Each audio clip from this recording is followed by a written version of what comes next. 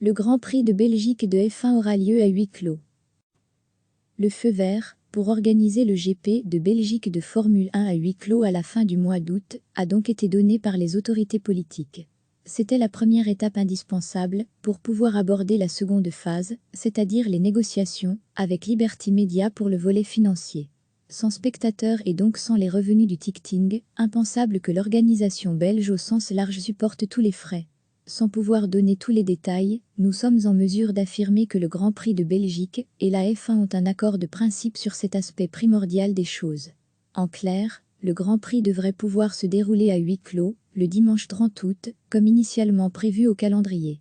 Le conditionnel reste de mise, parce que personne aujourd'hui ne sait ce qui se passera réellement avec le coronavirus dans les prochaines semaines. Mais s'il y a des Grands Prix en Europe, il y aura un Grand Prix à Francorchamps. C'est important également pour le futur. Cela prouve que notre épreuve et son circuit mythique gardent leur crédit dans ce sport planétaire et que les rapports entre les responsables de la F1 et ceux du Grand Prix de Belgique sont positifs. Il faudra encore aussi gérer l'aspect pratique d'un huis clos avec toutes les précautions sanitaires requises. Les patrons de la F1 et la Fédération internationale ont évoqué des tests avant de pouvoir accéder au site, des tests réguliers pour tous ceux qui sont dans le paddock et même un éventuel dispositif d'isolation des uns et des autres. Cela ne s'improvise pas et demande une bonne dose d'organisation. Il y a donc encore un peu de pain sur la planche, même si en n'étant a priori pas le premier rendez-vous du calendrier remanié, la Belgique pourrait profiter de l'expérience des épreuves qui se dérouleraient avant elle. Pour l'instant, tous les scénarios sont encore envisageables. Pas de Grand Prix du tout en 2020, si la pandémie repart de plus belle, avec une seconde vague intense. Mais on peut espérer un projet de calendrier dans les prochains jours, avec un début de championnat en Europe, dès le mois de juillet. En plus de la Belgique, l'Autriche, l'Angleterre pour autant que la F1 et Silverstone s'accordent sur les modalités financières, la Hongrie et sans doute l'Espagne où le gouvernement catalan semble prêt à délier les cordons de sa bourse, seraient au programme. L'Allemagne serait en réserve au cas où.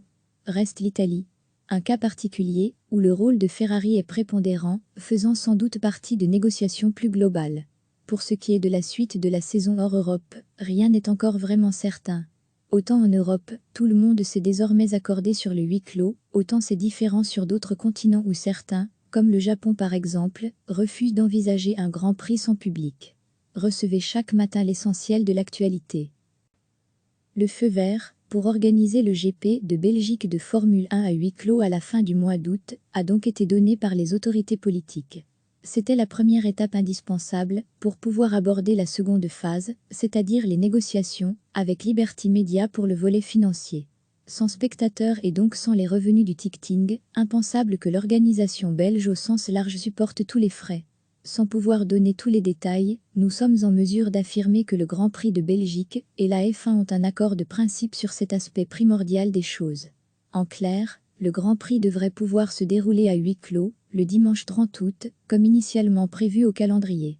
Le conditionnel reste de mise, parce que personne aujourd'hui ne sait ce qui se passera réellement avec le coronavirus dans les prochaines semaines.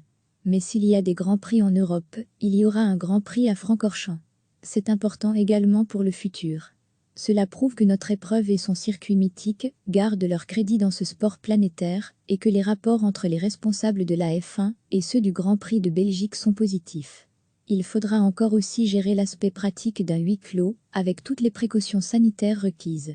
Les patrons de la F1 et la Fédération internationale ont évoqué des tests avant de pouvoir accéder au site, des tests réguliers pour tous ceux qui sont dans le paddock et même un éventuel dispositif d'isolation des uns et des autres.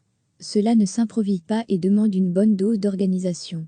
Il y a donc encore un peu de pain sur la planche, même si en n'étant a priori pas le premier rendez-vous du calendrier remanié, la Belgique pourrait profiter de l'expérience des épreuves qui se dérouleraient avant elle. Pour l'instant, tous les scénarios sont encore envisageables. Pas de Grand Prix du tout en 2020, si la pandémie repart de plus belle, avec une seconde vague intense. Mais on peut espérer un projet de calendrier dans les prochains jours, avec un début de championnat en Europe, dès le mois de juillet. En plus de la Belgique, l'Autriche, l'Angleterre pour autant que la F1 et Silverstone s'accordent sur les modalités financières, la Hongrie et sans doute l'Espagne où le gouvernement catalan semble prêt à délier les cordons de sa bourse, seraient au programme. L'Allemagne serait en réserve au cas où. Reste l'Italie. un cas particulier où le rôle de Ferrari est prépondérant, faisant sans doute partie de négociations plus globales. Pour ce qui est de la suite de la saison hors Europe, rien n'est encore vraiment certain. Autant en Europe, tout le monde s'est désormais accordé sur le huis clos, autant c'est différent sur d'autres continents où certains, comme le Japon par exemple, refusent d'envisager un Grand Prix sans public. Cliquez sur s'abonner pour recevoir les dernières nouvelles.